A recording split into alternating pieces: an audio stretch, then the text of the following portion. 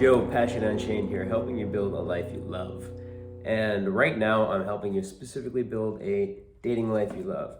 We're gonna help guys with their dating lives and to get you what you want from online dating and in person. I've been pretty successful at that myself, and my friends have been reaching out to me being like, Joe, you should coach people, because I've been also doing a bunch of photo shoots, Tinder photo shoots, for people's dating profiles. And people, my mentor specifically, keep asking me like, add coaching. Like, why don't you do coaching too? Why are you just doing photography? Why aren't you also helping them with their other dating issues in other ways? And I'm like, okay, well, might as well just become a dating coach. So that's what I'm doing. Today I'm going to talk about what to do if a girl flakes. If a girl flakes, you move on. All right, cool. Bye, guys. I'm just kidding. I'm going to go deeper a little bit, but there's not real need. I'm just going to explain a little bit because that's the truth. But I also want to go to where you are. I'm going to talk about some of the common objections I get when I tell people to do that, and hopefully help you go from where you are to having a good reaction to when girls flake, which is move on. The real question is, why are you not moving on? Because if your reaction was, why would I move on? Like, you know, she's so mean. Like, if a girl flakes on me, like I need to like show her who's boss. I need to tell her, like, I need to make her see what she's doing is wrong. Or if a girl flakes on me, it's like, well, that's no big deal. Like, that's fine. I'll just reschedule. Okay, let's define flaking really quick, because flaking is not, I'm busy, can we reschedule? That's her trying to communicate with you. That's not a flake. A flake is no call, no show, no text, right? You have a date, she doesn't call, text, or whatever, she just doesn't show. Or she tells you she's gonna be late when she's already late. Or sorry, not late. Late's different. Late's just, she's flaky. She's not flaked.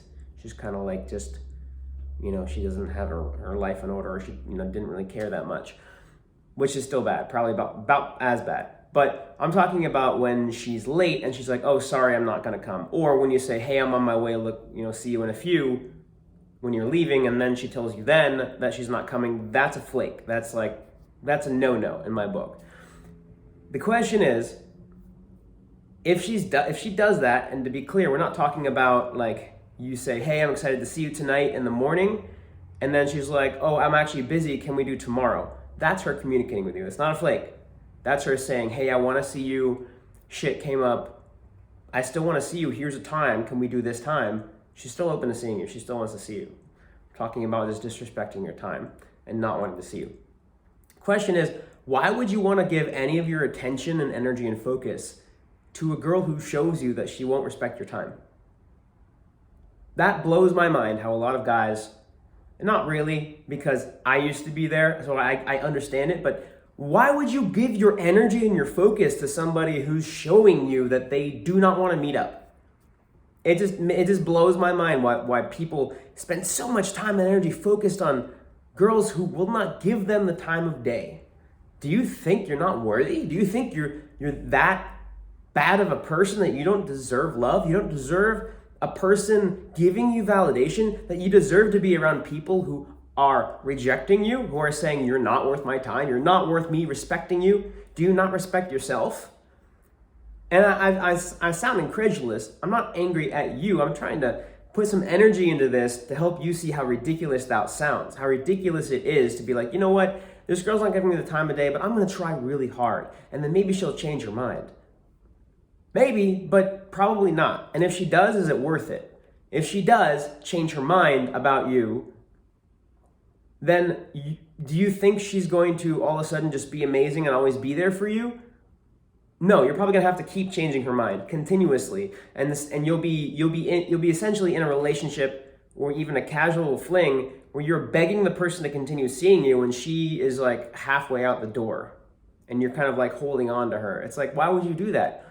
Go find people who are into you. And if that sounds like, oh my God, that's crazy, like girls aren't into me, it's like, okay, at this point, it's a bit of a jump to go from 0 to 100. That's fine if you don't believe that there are girls for you out there.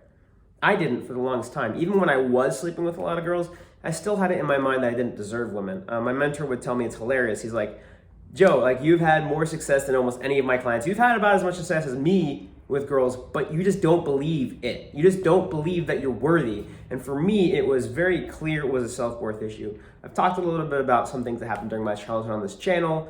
Cliff notes is it was a chaotic and shitty childhood where some of the people closest to me treated me in very horrible ways. And so, of course, I internalized a belief that I wasn't worthy of love and I wasn't worthy of people giving me the time of day.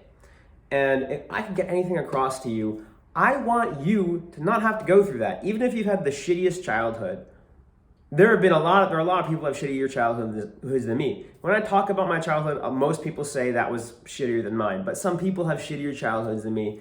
And my parents did do a lot of things right. I have a relationship with them right now where I've moved on from the past somehow.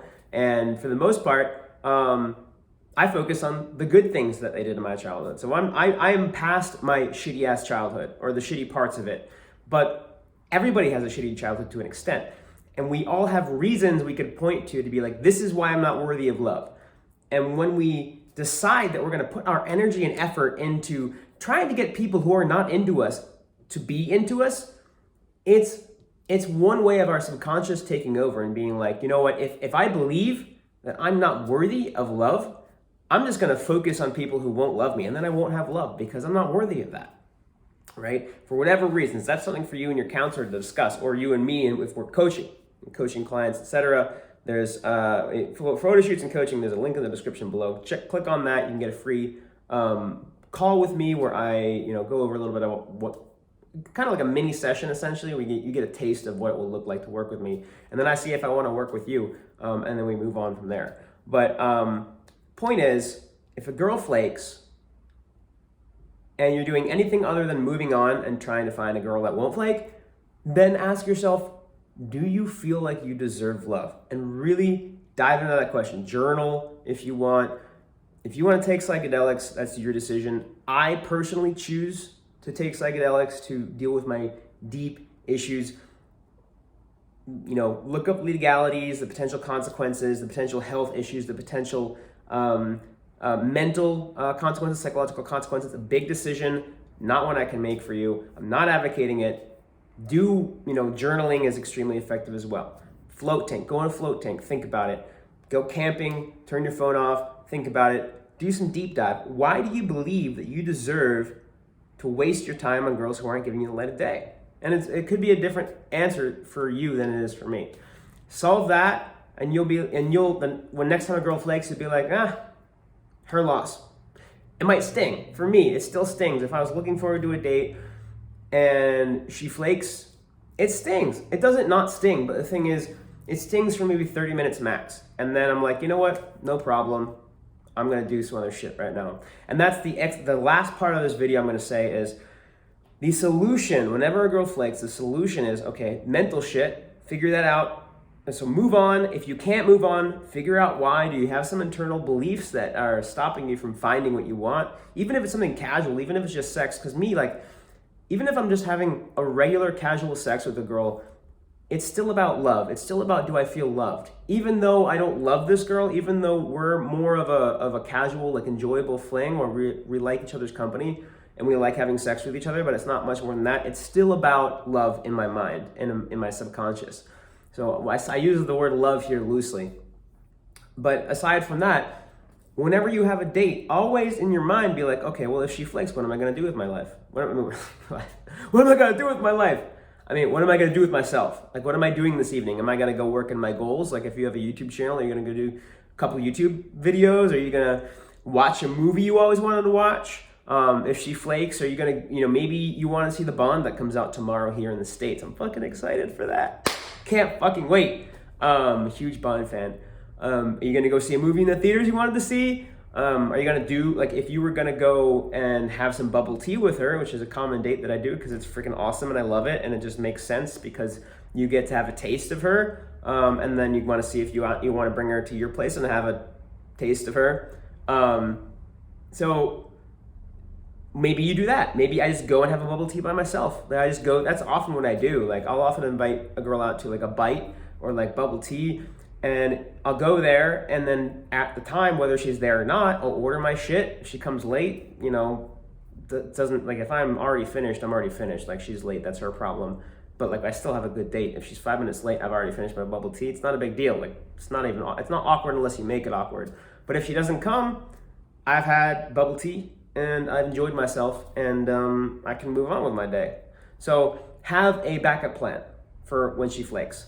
Okay, let me recap and then do outro, and then we outie. Number 1, if girl flakes, move on, find other girls, do other shit with your day. Now, number 2, like 1A to that, like a little asterisk, is if you find that mentally, give yourself 30 minutes to an hour to do other shit and forget about it. If you find that later that night or the next day you're still thinking about it, it's still bothering you, journal about that shit. Or do a float tank or something. Now, the number 2 is always have a backup plan, because girls are flaky for first dates, especially for online dating. Sorry, part of the deal. She's just less invested than you are before you have sex. It's almost always going to be that way. A girl's going to care less about you than you care about her until you have sex.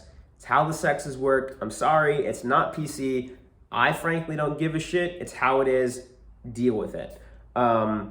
There might be some exceptions to that, but for the most part, it's how it is. So have a backup plan, because even if she seems interested in you, she might flake for whatever reason. Those are my tips for what to do with girl flakes. I hope it helps you. If it does, let me know in the comments below. Tell me stories, etc. If you want to tell me stories anonymously, then I have my email in the description below. Feel free to email me there. I will read everything and respond to everything, at least at this point. When